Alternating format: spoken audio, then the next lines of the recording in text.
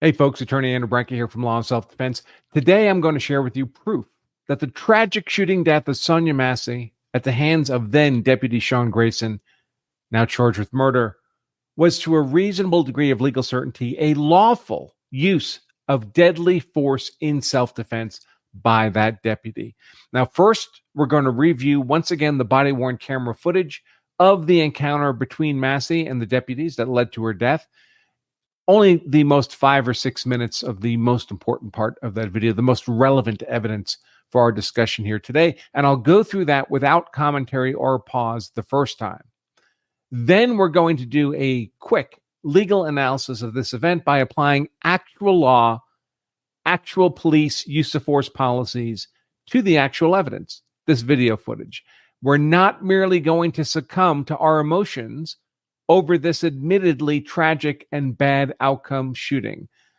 Emotionally hysterical hand-waving may make internet audiences feel good, and if that's what you're looking for, there's plenty of it out there on the internet. I've been seeing a ton of it, but if you want actual legal analysis, you're in the right place. That's what we do here at Law and Self-Defense, because emotionless analysis is how real lawyers practice law, or at least how they should practice law. Plus a bonus.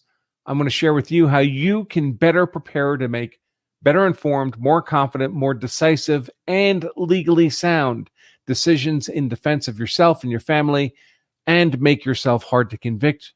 We'll talk about that in just a few moments. So again, I'm Attorney Andrew Branca with the Law of Self-Defense, where we teach you how to be hard to kill and how to be hard to convict. Now, I continue to see a lot of misinformation and what I can only describe as shoddy, emotional, histrionic legal analysis in quotes here, over the unfortunate shooting death of Sonya Massey by then Deputy Sean Grayson. Much of this misinformation and poor, shoddy, legal, quote-unquote, analysis being promulgated by purported lawyers on the internet. Now, for those of you who would prefer an evidence and law-based analysis as opposed to an emotional analysis, you're in the right place. That's what we're going to do here today. And as promised, before we do anything else, here's that relevant portion of the 35 minutes or so of body-worn camera footage that was shared by the Illinois State Police. I'm going to play you the 6 minutes that's relevant to our discussion here of the fatal encounter between Sonya Massey and the deputies. Now, fair warning, this is a tragic event. Sonya Massey is shot dead in this video. We don't see the gore that's fuzzed out, but nevertheless, we all know that's what happened. Now, I'm going to start this video at the point that Sonya Massey answers her door. The deputies prior to this point have been walking around the house. They were called there by Massey because she suspected a prowler outside her home. So they had searched the immediate area. They spent several minutes trying to get her to answer her door. You'll probably hear they're a little concerned about that, why it took her so long to answer the door. They want to make sure she's okay, given that she called them. And that's where we start the video here at the moment they answer the door. And first we'll see the body-worn camera video of the deputy with Sean Grayson, the shooter here. And then at the very end, we'll see just the few seconds of body-worn camera footage that's captured from the shooter's body-worn camera, Sean Grayson's camera. And that switch will be labeled when we get to it. But this first body-worn camera footage we see is not from Sean Grayson, the shooter, but from the second deputy with him. With that understanding, let's run right through this 6 minutes or so of video. And I'll make myself a little smaller. And here we go.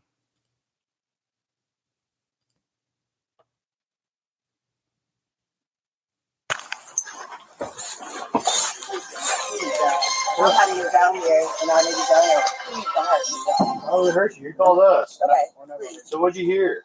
Somebody keeps outside my house, y'all. Please, Is this your car over here? please, God, please, God, please. Is this your car over here?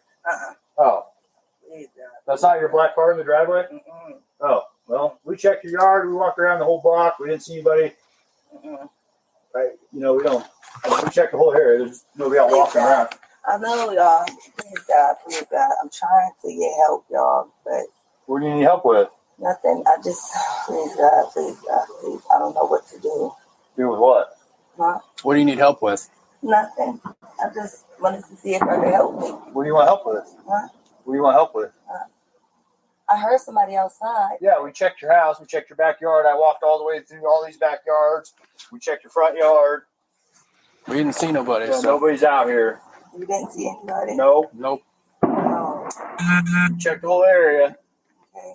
What took you so long to answer the door? Oh, I was trying to put on some clothes, sir. I'm sorry. I was trying to get. I got you. All right. Is there anything else we can do for you? Huh? Is there anything else I can do for you? No, sir. Okay. Okay. All right. You doing all right mentally? Yes. Sure. My medicine and stuff. All right. I love y'all. Thank y'all. All right. That's not your black car, though. The SUV? Whose is it? You don't know? Someone just parked it in your driveway? They brought it to my driveway. And just left it? Mm-hmm. Yeah, let's run that. Yeah. 19, I got a 20 for you. Does anyone else live here with you? Somebody else. David Mary 43556. You got a name? You got an idea or something? Take your name real quick. Catch this. See who we spoke to.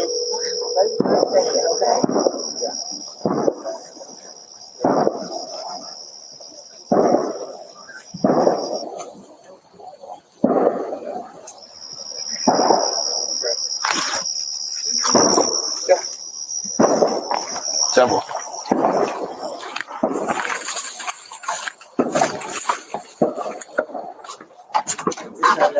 Okay.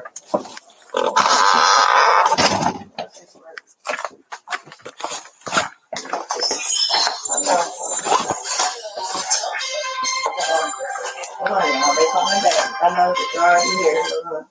Okay. Hello? Yeah, I need I got the sheriff department here, but I was calling for help from y'all. Are you there with me?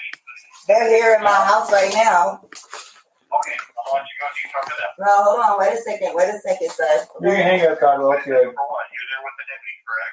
No, hold on, okay? You can hang Hold up. on for what? Just 1 second, okay?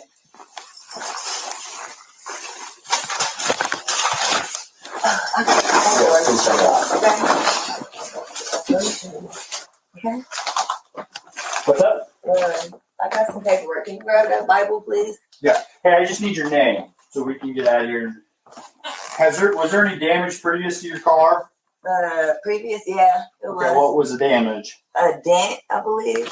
What about windows? Oh, it was something that happened earlier. Okay, perfect. What is your last name? Shouldn't have to think about your last name. You're not in trouble. I just need to text. Massey. Huh? Massey. Do you have an ID? That'd make things so much easier. I just need just driver's license will do, and then I'll get out of your hair. I want to show y'all my paperwork. I will What? get your paperwork. What paperwork? Okay. I got some paperwork. Well, just get your ID real Well, let's quick. get your so I ID can text you. first, and then One task at a time here. Okay. Let me Here, grab your ID for me. Okay. Your ID. One task at a time. So let's do an ID, and then you can dig around for your paperwork. I don't know where my ID is. You just in have that stack right there, maybe. 1 second. check on her. Let me get this. No, we don't need a fire while we're here. Right. Let's see.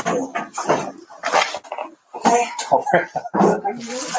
Huh? Where you going? Away from your hot steaming water. Away from my hot steaming water? Yeah. Oh, I would rebuke you in the name of Jesus. Huh? Rebuke you in the name of You better fucking not. I swear to God, I'll fucking shoot you right in your fucking face.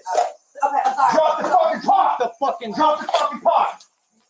Drop the fucking pot! 19 shots fired. Shots fired! Shots fired! Drop the fucking pot! My hot steaming water? Yeah. Oh, I would rebuke you in the name of Jesus.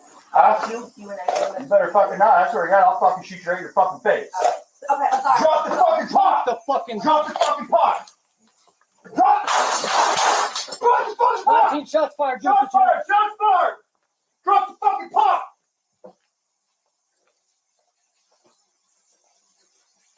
Bring EMS now. We got a headshot wound to the female. Headshot wound to the female. 1078. Fuck. I was on. I'm gonna go get my kit. No, headshot, dude. She's done. You can go get it, but that's a headshot. God damn it. God, fuck. Dude, I'm not taking fucking boiling water to the fucking head. And look, it fucking came right to our feet, too. God damn it.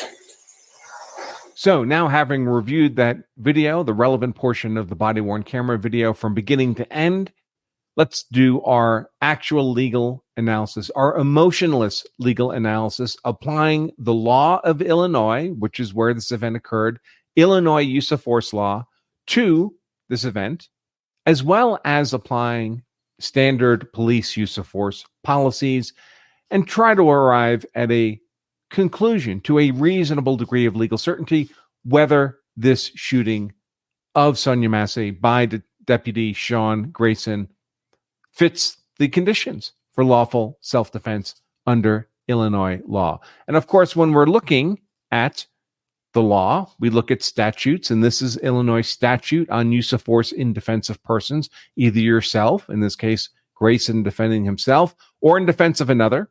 In this case, Grayson was also arguably defending the other deputy with him. That's Illinois Statute 7-1, their core defensive person statute. They also, of course, have jury instructions on this. This is jury instruction 24-25.06, use of force in defense of persons. It parallels, as you would expect, the jury instruction. But we also have, very helpfully, a variety of Illinois case law, appellate court decisions that, as they describe the Illinois use of force law, describe it in a manner very consistent with our own practice here at Law Self-Defense, the 5 elements of self-defense. And when we look at Illinois case law, we see, for example, People v. Miles, an appellate court decision which sets out the elements of self-defense law as they see it under Illinois law. It reads, quote, "In Illinois, a defendant who raises a claim of self-defense must offer some evidence to the trial court that each of the following elements existed at the time he or she acted in claimed self-defense. 1, force had been threatened against the defendant, the defender. 2, the defendant was not the aggressor. 3, the danger of harm was imminent. 4, the force threatened against defendant was unlawful. 5, the defendant had an actual belief that the danger existed and that force was necessary to avert the danger. And C, that the amount of force used was necessary. And 6, that the defendant's beliefs were reasonable." Now, I just told you the 5 elements of self-defense were innocence, imminence, proportionality, avoidance, and reasonable. Do we find those reflected in this appellate court decision's description of Illinois use of force law? We sure do. The element of innocence is captured here in item 2. The defendant was not the initial aggressor in the confrontation. Obviously, self-defense is intended to allow the innocent person to defend themselves against the initial aggressor, not to justify the initial aggressor's use of force. So if you're the initial aggressor, you lose this element of innocence, and if you don't have innocence, you don't have self-defense. What about imminence? Well, the appellate court helpfully tells us that it's required for something to be lawful self-defense, that the danger being defended against was imminent. Imminent meaning it was either actually occurring or immediately about to occur. What about the element of proportionality? Well, the same decision tells us that the amount of defensive force used must have been necessary. The amount.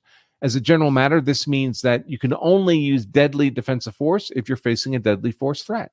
If you're only facing a non-deadly force threat, you can only use non-deadly force in self-defense. That's what the element of proportionality requires.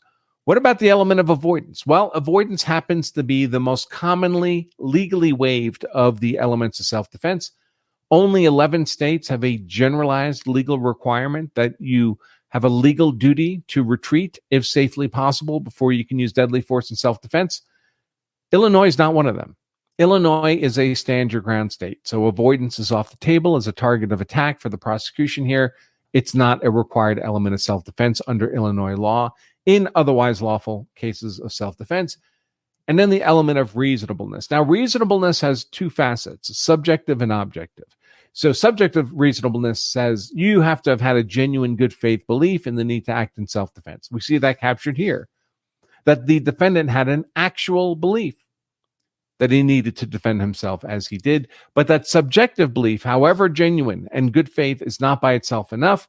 It can't be irrational or speculative or the product of bare fear. It has to be objectively reasonable. And we see that reflected here too, that the defendant's beliefs were reasonable. In other words, a hypothetical, reasonable, and prudent person would have shared that belief that the defendant had about the need to act in self-defense. So those are all the elements that I describe as the required components of the claim of self-defense, reflected right there in Illinois use of force law, the elements of innocence, imminence, proportionality, avoidance, and reasonableness. Now, having said all that, let's take a look now back at who was the initial aggressor in this confrontation. And of course, we have a big display of the police whipping out their service pistols. But what happened before then? Were they the initial aggressors, or were they responding to something? Well, let me rewind the videotape here.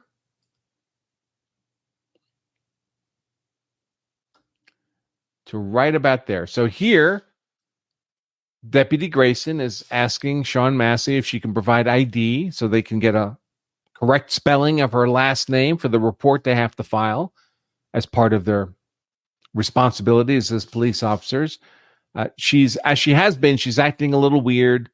She repetitively says, "Help me, God help me, God help me, God help me." They ask her how they can help. She wants to show them her paperwork, whatever that means. That's mysterious. They're just looking for a driver's license. She appears to be searching for that. And then Sean Grayson addresses the pot of boiling water on the stove, which, by the way, has been boiling at least since Massey answered the door and began speaking with the officers. So it's been on the stove for some time.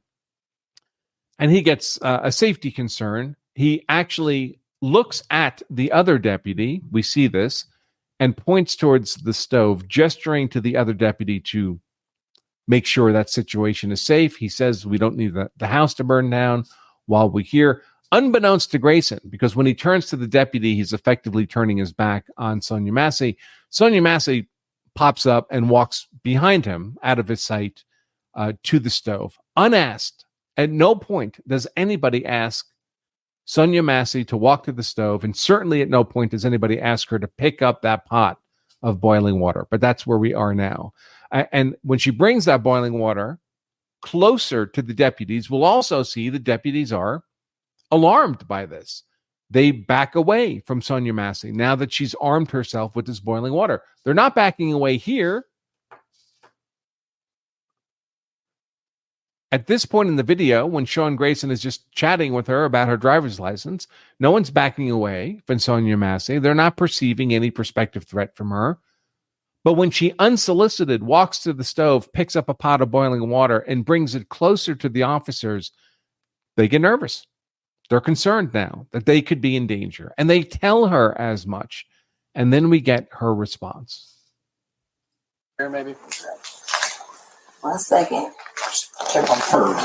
Let me get this. We don't need a fire while we're here. Right. Let me see. Okay. Where you going? Huh? Where you going? Away from your hot steaming water. Away from my hot steaming water? Yeah. Oh, I rebuke you in the name of Jesus. Huh? Rebuke you in the name of You Jesus. better fucking not. I swear to God, I'll fucking shoot you right in your fucking face. Okay, I'm sorry. Drop the fuck. Okay, so we have this rebuke you in the name of Jesus. So what do we have a combination of now? Now, I hear some of the other lawyers on the internet saying, rebuke isn't threatening language, and they pull up a dictionary definition of rebuke, which simply means to kind of correct someone in a forceful way. It's not threatening. But rebuke in the name of Jesus to someone of a religious state of mind, whose state of mind appears sketchy throughout her interaction with police. Her repetitive statements about God help me, God help me. They ask her for her driver's license and she asks them for a Bible. Now she's saying, I rebuke you in the name of Jesus twice. Rebuking in the name of Jesus obviously has a biblical connotation that simply rebuking someone not in the name of Jesus doesn't have. And so we look to the Bible for whether or not rebuking in the name of Jesus is different than simply rebuking someone. And in fact, it is different. Because when you rebuke someone in the name of Jesus, how did Jesus rebuke? How did people in the Bible rebuke in the name of Jesus? Under what circumstances were they doing this? Was it because you forgot to bring the garbage out in time for pickup in the morning? Was it because you forgot to do your homework? No. It was because you were possessed by a demon or you were Satan himself. So here we just have some examples. Jesus rebuked a man possessed by Satan, saying, "Be silent and come out of him." And the unclean spirit, convulsing him and crying out with a loud voice, came out of him. That's from Matthew 1:25, 26. By the way, you think if Sean Grayson had been doused with boiling water, he would have been convulsing and crying out with a loud voice? Next, we have an example of the archangel Michael saying to Satan himself, "The Lord rebukes you." So now it's Satan being rebuked. And we have a reference from the Old Testament. And the Lord said unto Satan, "The Lord rebuke thee, O Satan." Zechariah 3:2. That's what rebuking in the name of Jesus means. It means you're engaging with someone who's a demon or Satan. And you're doing it with a pot of boiling water in your hands that you're bringing closer to the people you're rebuking in the name of Jesus. Now, does that mean a rational person would be doing any of the stuff that Sonya Massey is doing right now? No. But these officers have reason to believe she may not be entirely rational, given their interaction with her up to this point. So they are concerned. They are concerned. So what do? They present their pistols. Right here. In the name of Jesus. Huh? Rebuke you in the name of You better fucking not. I swear to God, I'll fucking shoot you right in your fucking face. Okay, I'm sorry. Drop the fucking. Now, a lot has been made about that the cops drew their pistols, presented their pistols at her, and threatened to use force if she did something, if she carried through with her apparent threat. And they're saying, well, that makes the officers the unlawful initial aggressors. But it doesn't, folks. All of this conduct, these verbal commands, this warning that they'll use force if they don't get compliance, that's all standard police procedure. And it's not a use of force. They are not shooting Sonya Massey here. They're giving her tactical communication. They're giving a warning that force will be used. And by the way, I was not able to find the use of force policy for the county sheriff's office here. It's just not online. But I did find the Illinois State Police use of force policy. And what do they have to say about this kind of thing in their use of force model? When feasible, officers will utilize tactical communication. That's communication relevant to the tactical situation.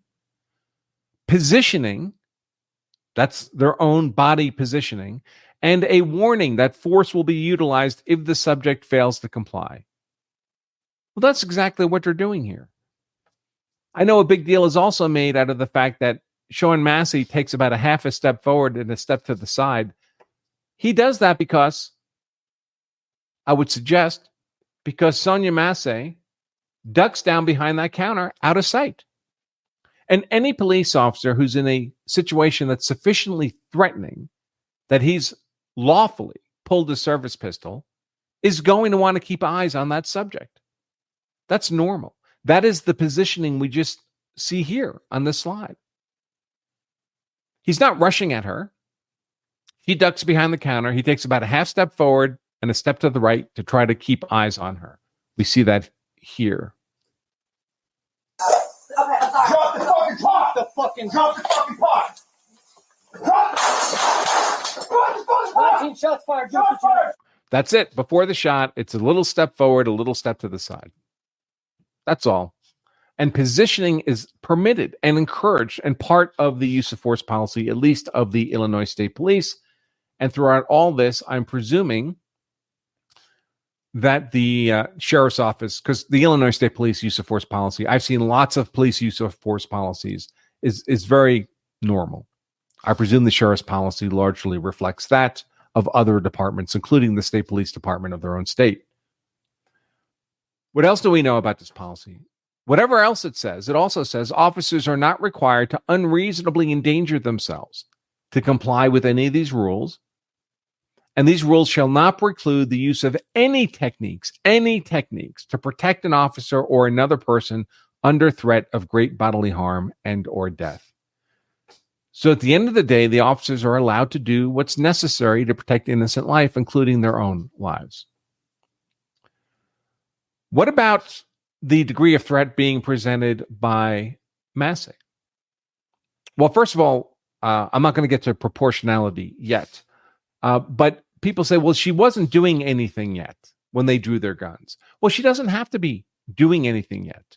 In fact, all she has to do is make an implied, not even an explicit threat of physical action. This again from the Illinois State Police use of force policy. Implied actions by a subject against an officer that would lead to great bodily harm or deadly force is that officer, that subject, being an active assailant. Active assailant. It puts them in the deadly force harm category for police response use of force. Now you may say, well, it's not explicit that I rebuke you in the name of Jesus is a threat. But is that combination with her conduct enough to imply a threat? Because that's all that's required here to justify these officers not in shooting her, but in presenting their guns. That there are distinctions between a threat of force and a use of force is found throughout use of force policy across many departments. I'm just picked a few representative samples here. Minnesota, for example. Well, this is the Minneapolis PD. Threatening the use of force. Now, the mere fact they have a bullet point that says threatening makes clear they distinguish between using.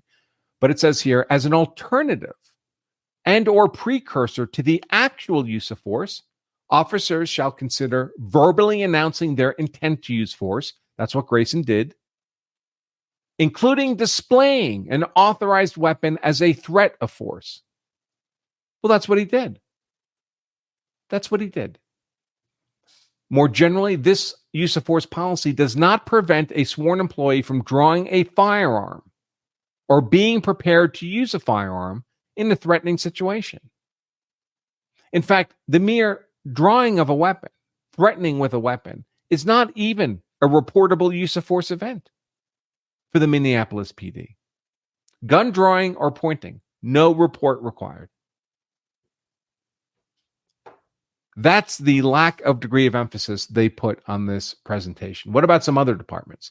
New Jersey, hardly a conservative bastion, talking about use of force, deadly force, a threat to cause death or serious bodily injury by the display of a weapon or otherwise, so long as the officer's purpose is limited to creating an apprehension that deadly force will be used if necessary, does not constitute deadly force. This threat of force for these purposes, which appears to be what Grayson is using this for, is not a use of force. It's permissible. And by the way, to the extent you may say to yourself, well, I think it was a use of force, or I think it's that. Every inference, if there's ambiguity, if there's multiple interpretations of Grayson's conduct on the table that we can choose from, at this stage, he's presumed innocent, as every criminal defendant is, until found guilty by a jury beyond a reasonable doubt. So every reasonable inference that can be drawn, you don't get to pick the one that's most consistent with guilt when you're doing legal analysis. You're obliged, because the defendant is presumed innocent, to choose the interpretation of the evidence that's most consistent with innocence, assuming it's plausible and supported by actual evidence. Las Vegas, firearms use, tactical considerations. An officer's decision to draw or exhibit a firearm should be based on the tactical situation at hand and the officer's reasonable belief that there is a substantial risk that the situation will escalate to the point where deadly force may be justified. Substantial doesn't mean probable. It means substance. There's a reason to believe that this could escalate to deadly force. They're not speculating it. It's not being imagined. It's not because of some bigoted premise about the subject they're dealing with. They're observing objective facts that could escalate to a deadly force encounter. For example, here, that Sonya Massey, unsolicited, not told by anyone to do this, picked up a pot of boiling water and brought it closer to the officers before rebuking them in the name of Jesus. And again, we see there's a separate standard for officers firing their weapons than to draw or exhibit their weapons. Different standard. What about the Department of Homeland Security, a federal level law enforcement agency? Discharging a firearm, we see here, against a person constitutes the use of deadly force. But the act of establishing a grip, unholstering, or pointing a firearm does not constitute the use of deadly force.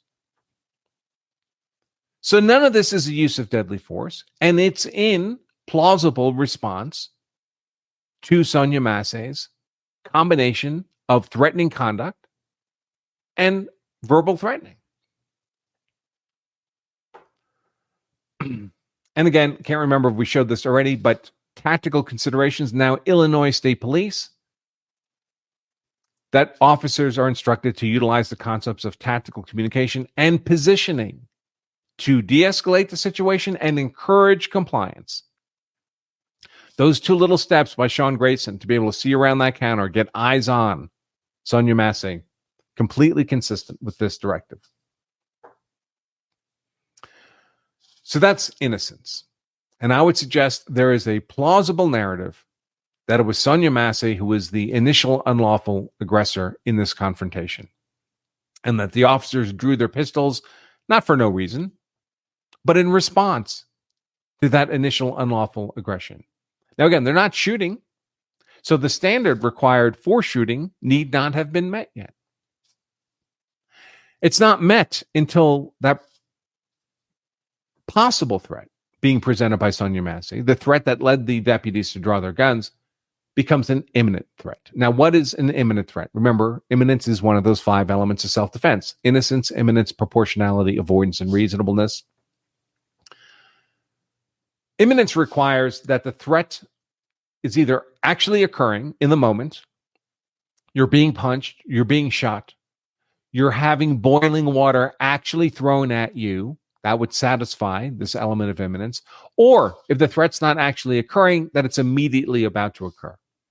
Now, if it's merely immediately about to occur, you need to be able to evaluate that immediacy and articulate that immediacy. And how that's typically done is using something called the AOJ triad: ability, opportunity, jeopardy. Does this person you're thinking about using defensive force against, do they have the ability to cause you harm? Well, Sonya Massey secured that ability when she picked up the pot of boiling water. Opportunity. Do they have the opportunity to bring that ability to bear? Well, there's some amount of judgment call here. How far can a pot of boiling water be thrown? But she did bring it closer to them. There's no question about that. Here, the video, the image on the left is her at the stove, and then she brings it closer to the officers at the sink. So that's certainly improving her opportunity to bring that water to bear. And again, to the extent that people could reasonably argue she was not close enough to hurl the boiling water on them, and others might feel she was, the officers apparently felt she was. And keep in mind, the body-worn camera does not show you what the eye shows you. It has something of a fisheye lens that makes things look further than they actually are. To the extent there's 2 reasonable conclusions to draw here, you're bound under due process of law to choose the one that's consistent with innocence, because the defendant is presumed to be innocent. You don't just get to hate the defendant and then pick the theories that are consistent with that. If there is a plausible theory consistent with innocence, there is reasonable doubt of guilt. That's a pretty good working definition of reasonable doubt. There is a plausible narrative consistent with the evidence that's also consistent with innocence. That's reasonable doubt right there, folks. And then jeopardy. Is there something that the subject has done that suggests they may be intending to bring that ability and opportunity to bear against the person who thinks they may have to defend themselves? If Sonya Massey had just picked up the pot and brought it over closer to the deputies and not rebuked them in the name of Jesus, what do you think would have happened? Well, we know exactly what would have happened. Nothing would have happened because nothing happened. Here it is. Oops. She's at the stove. She turns off the heat. That's all she needed to do for purposes of safety, right? But then she gets her oven mitts. She picks up the pot of water. She brings it closer to the officers. What do the officers do in response to that? Let's see.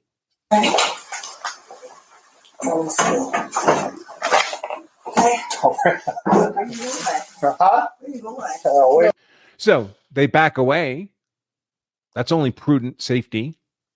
They back away, but are they threatening her with any force, much less using any force? No. When did the deputies first threaten to use force against Sonya Massey? Is it at this point? Is it when she's picked up the pot of boiling water and brought it close to her? Is it just the conduct? Or is it only after she makes the threatening remarks?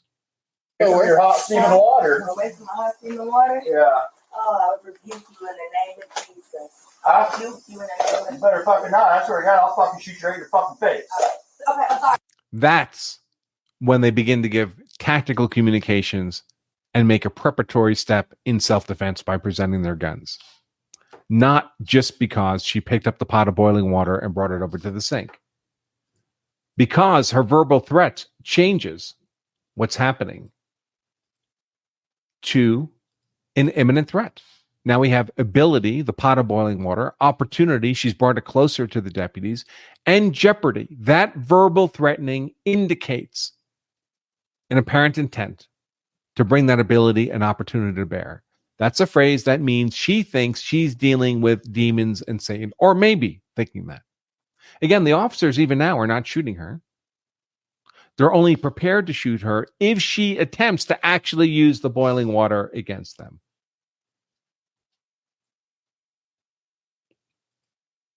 And when do they actually shoot? Well, the actual first shot is fired here, folks. That's Sonya Massey hurling the pot of boiling water at the officers. She's come up off her hidden position from behind the counter, taken the pot off the counter, raised it up towards the officers, tilting it towards the officers, and throwing that boiling water at them. How do we know the boiling water is thrown at them? Well, if you look here in the center of the image, you see a roller chair between Sonya Massey and the deputies. And we see boiling, steaming water cascading over that chair. We see that in the next frame right here. So that water reached at least that far. We know for certain. In fact, we know that the still steaming pot ends up moving from here in Sonya Massey's hands, feet away from that chair. It lands on the seat of the chair. That's being hurled at the deputies.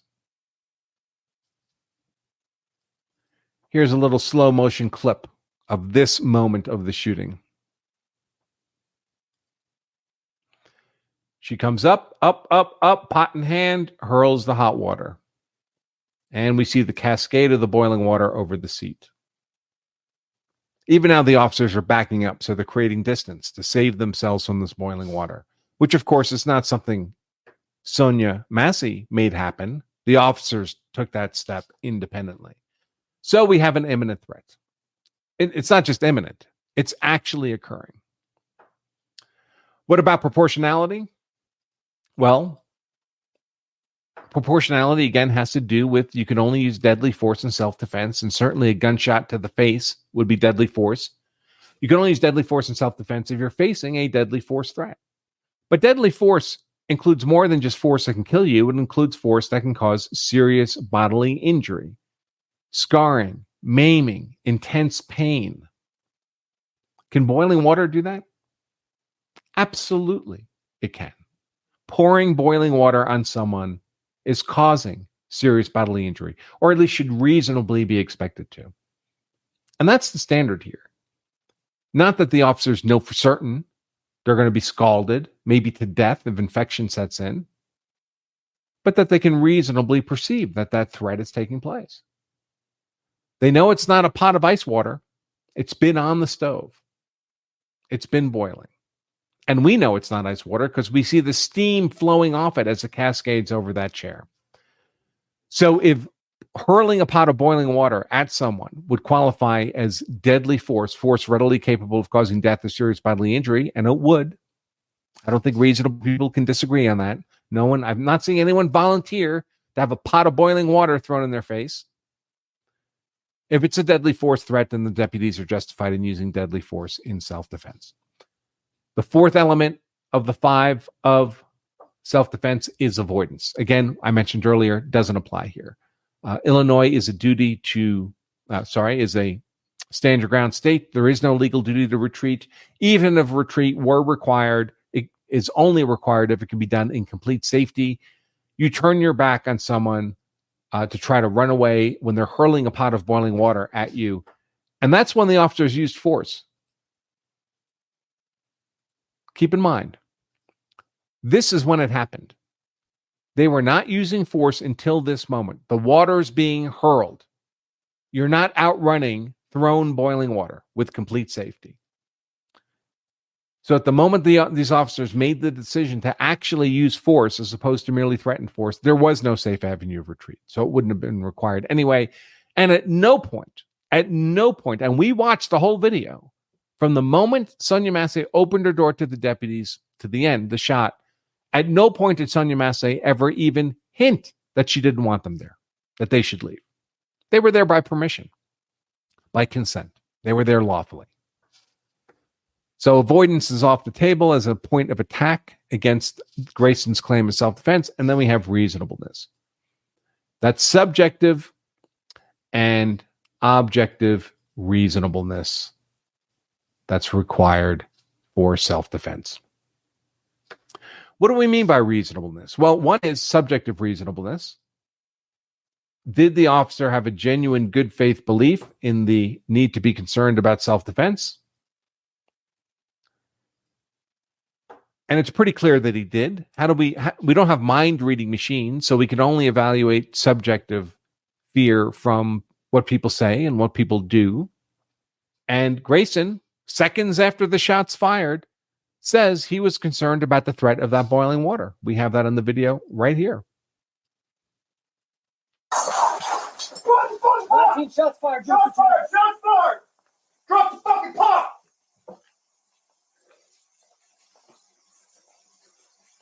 Bring EMS now. We got a headshot wound to the female. Headshot wound to the female. 1078. Fuck. I was on. I'm gonna go get my kit. No, the headshot, dude. She's done. You can go get it, but that's a headshot. Here it is. God damn it. God, fuck. Dude, I'm not taking fucking boiling water to the fucking head. And look, it fucking came right. I'm not taking boiling water to the head, and it came right here. He points at the floor where the boiling water had cascaded over the chair. So that's his genuine good faith belief that he was facing a deadly force threat. The next part of reasonableness is, well, is that belief objectively reasonable? Would a reasonable and prudent person in the same circumstances share that belief? But what do we mean by reasonable? It doesn't mean you don't like the answer. It doesn't mean you're mad at this deputy for shooting Sonya Massey and you just want him convicted. What a reasonable belief means in the law is that it's not imaginary or speculative or the result of unreasoned fear. It's a belief based on reason, the application of your powers of reason to the evidence before you, what you're observing, what you're hearing. For example, Sean Grayson here did not imagine that Sonya Massey had a pot of boiling water. He accurately, reasonably perceived that threat. He didn't imagine that Sonya Massey brought the pot closer to him and his fellow deputy. He observed that happening. He didn't imagine that he heard her say, "I rebuke you in the name of Jesus." In fact, he asked her to repeat herself to make sure, and she said it again. These are not speculative fears or perceptions. These are reasonable. The application of the powers of reason to evidence before him. Now, you might say, if I were there, I would have come to different conclusions. And that's fine. Reasonable people can come to different conclusions. That doesn't make either of them reasonable.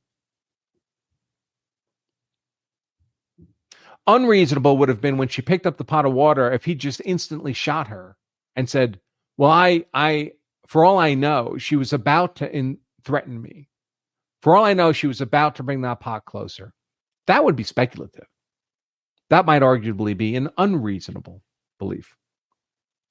But that's not what happened here. So on any meritorious legal analysis, and again, remembering that every inference is in the favor of the defendant because he's presumed to be innocent. So there's two possible inferences to make, and they're both plausible. We're duty bound to choose the one that's consistent with the innocence of the defendant. And there's grounds here to believe, plausibly, that this deputy had an objectively reasonable perception of the threat. In fact, she did actually throw the water at him, right? So you couldn't be more reasonable than that. He didn't fire until the water was coming at him. And a moment later, boiling and steaming, cascading over that chair between him and Massey. And not just to him, but to the deputy with him. Another thing worth keeping in mind is that, and this is important, this is a criminal case. So the state has to prove guilt beyond a reasonable doubt. And beyond a reasonable doubt is the highest threshold of evidence we require, highest threshold of proof we require in American law. So if this were a civil suit, the standard would be a preponderance of the evidence, 51%. In some cases, we apply something called clear and convincing evidence, which I'll make up a number, is something like 75% of the evidence.